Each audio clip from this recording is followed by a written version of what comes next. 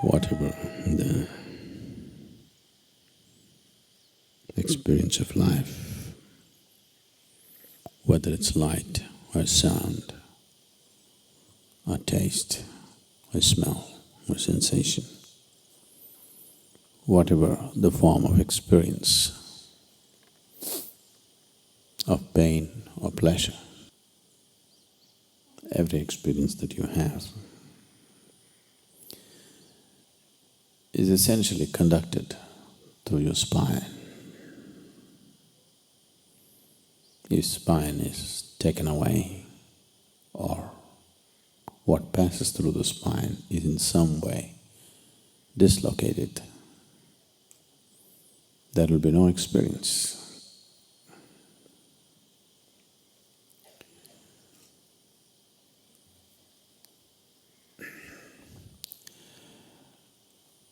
We've always symbolized the spine as the axis of the universe, because essentially you know the universe only from the context of your experience. There is no other way to know it. You do not know anything in this world without the context of your experience. You understand what I'm saying? It's only by what's happening within you, you know, or you think you know.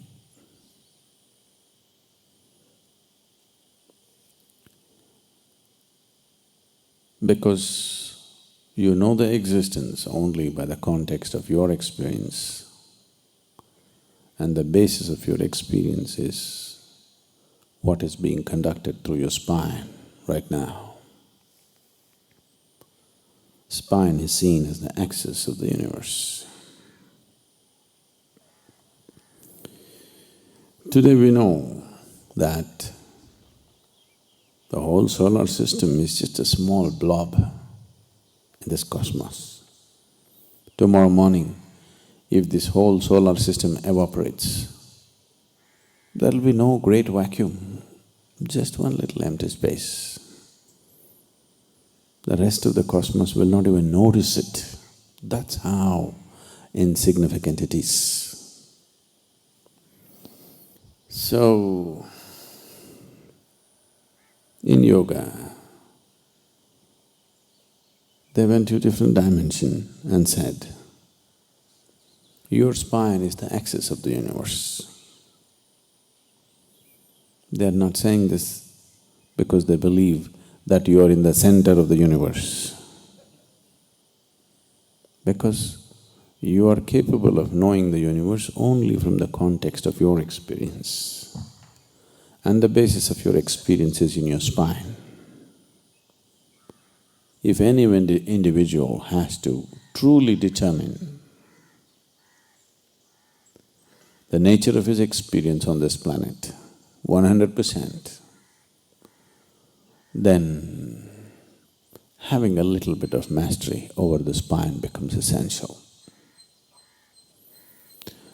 Only that one who anyway determines the nature of his experience would dare to explore the full potential of his life, because he wouldn't hesitate to step into anything.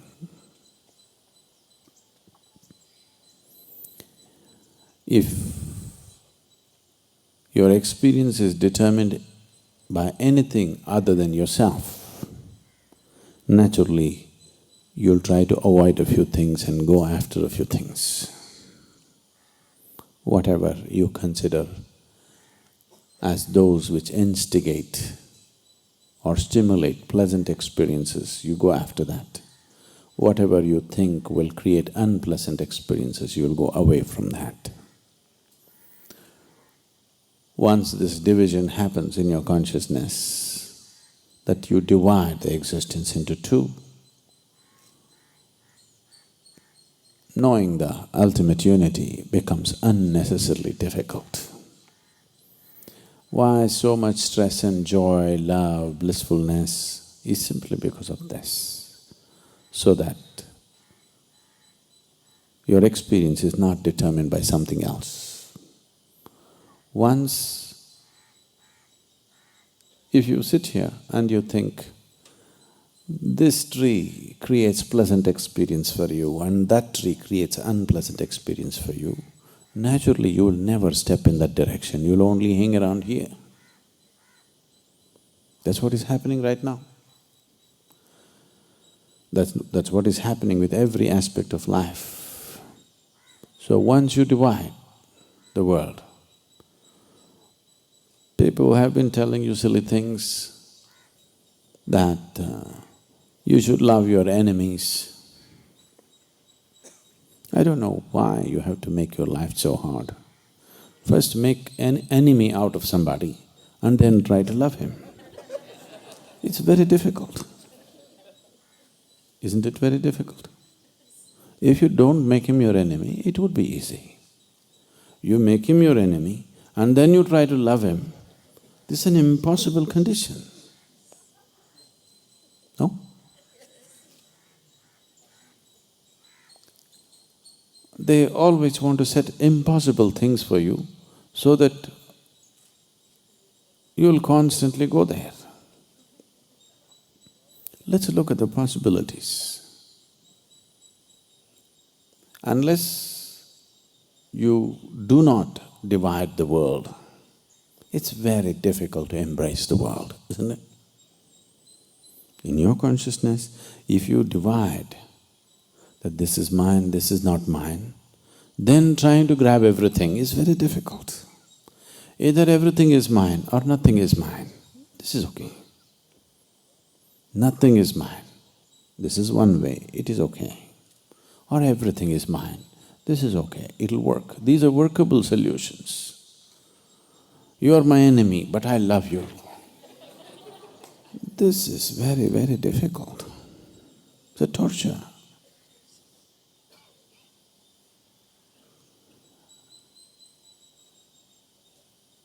And the fundamental for dividing the world is somewhere one entity causes pleasantness, another entity causes unpleasantness within you.